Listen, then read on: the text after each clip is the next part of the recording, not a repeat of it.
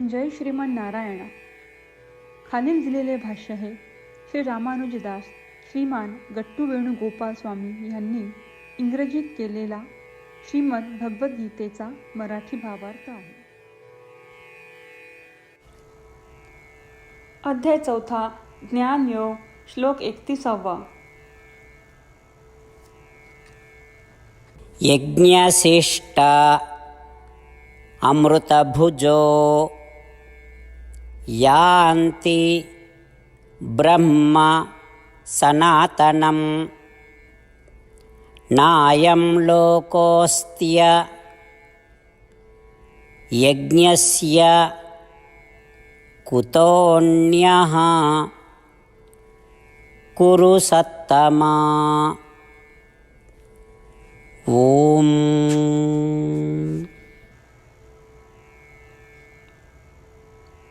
गीताचार्य श्रीकृष्ण परमात्मा अर्जुनासह आपल्या सर्वांना ज्ञानयोग शिकवत आहेत. परमात्मा म्हणतात, अर्जुना, बुद्धीने जर कर्म केले तर त्या कर्मांचे यज्ञ होतात. ते शहाणपण किंवा ज्ञान काय आहे?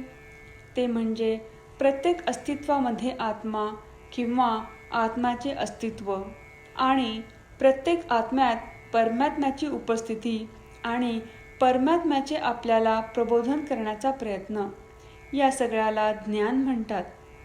अशा प्रकारे यज्ञ म्हणून आणि परमात्म्याची सेवा म्हणून कर्म केले आणि जे काही प्राप्त होते ते परमात्म्याला अर्पण केले, तेच नंतर परमात्म्याचे वरदान म्हणून सेवन केले, जे अमृतासारखे आहे. जर जीवन अशा प्रकारे चालवले तर नक्कीच आत्मसाक्षात्कार होईल. जर कमाई केवळ शरीराच्या पोषणासाठी केली आहे असे जे समजतील तर त्यांना या जगात किंवा वरच्या लोकात सुख किंवा आनंद मिळणार नाही आणि त्यांना मोक्ष मिळणे अशक्य आहे. अशा प्रकारे परमात्मा आपल्याला आपली प्रत्येक कमाई परमात्म्याला अर्पण करून आणि परमात्म्याचा वरदान म्हणून उपभोगत आहोत याची खात्री करण्यासाठी आपल्याला समजावून सांगत आहेत, ज्यामुळे आपल्याला आत्मसाक्षात्कार प्राप्त होईल. परमात्म्याच्या शिकवणीचे मनन करताना आपण सर्वांनी परमात्म्याच्या शब्दांची पुनरावृत्ती करूया.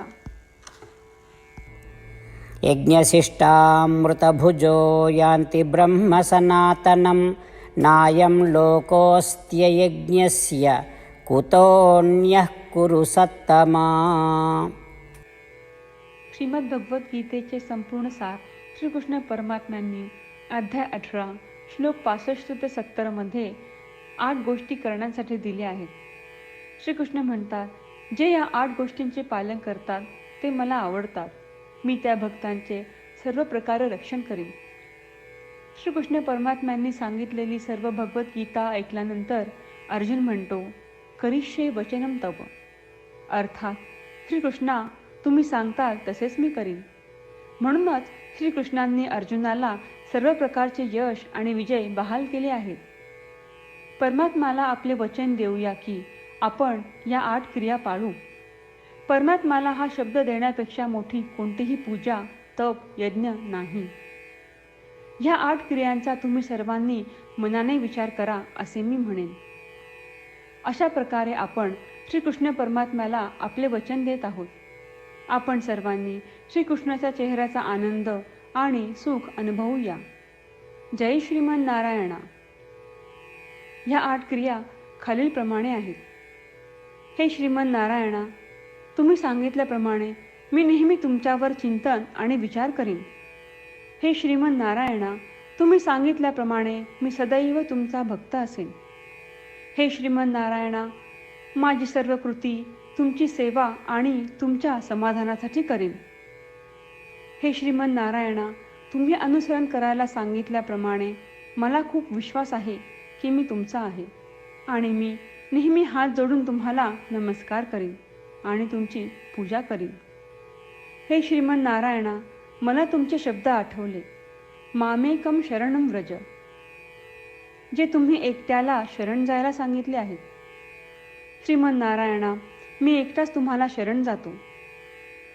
हे श्रीमन नारायणा, मला तुमचे मा शुचाह शब्द आठवले की तुम्ही आम्हाला दुःख न करण्याचे आश्वासन देत आहात. मी यापुढे शोक करणार नाही.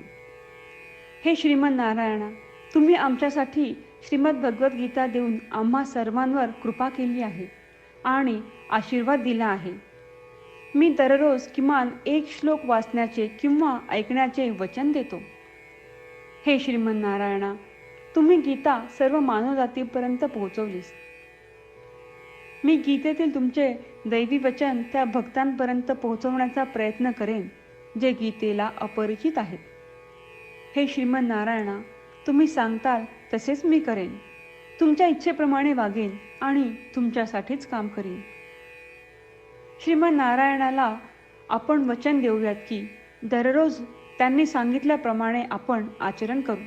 हीच एक महान पूजा आहे. श्रीमन नारायणा, करिष्ये वचनम तव. श्रीमन नारायणा, मी तुमच्या सूचनेनुसार वागेन. यज्ञशिष्ट अमृतभुजो यान्ति ब्रह्म सनातनं नायं लोकोऽस्त्य यज्ञस्य कुतोऽन्यः कुरु सत्तमा. ओम. यज्ञशिष्टामृतभुजो यान्ति ब्रह्म सनातनं नायं लोकोऽस्त्ययज्ञस्य कुतोऽन्यः कुरु सत्तमा. श्रीमन्नारायण, करिष्ये वचनं तव. सर्वं श्रीकृष्णार्पणमस्तु. जय श्रीमन्नारायण.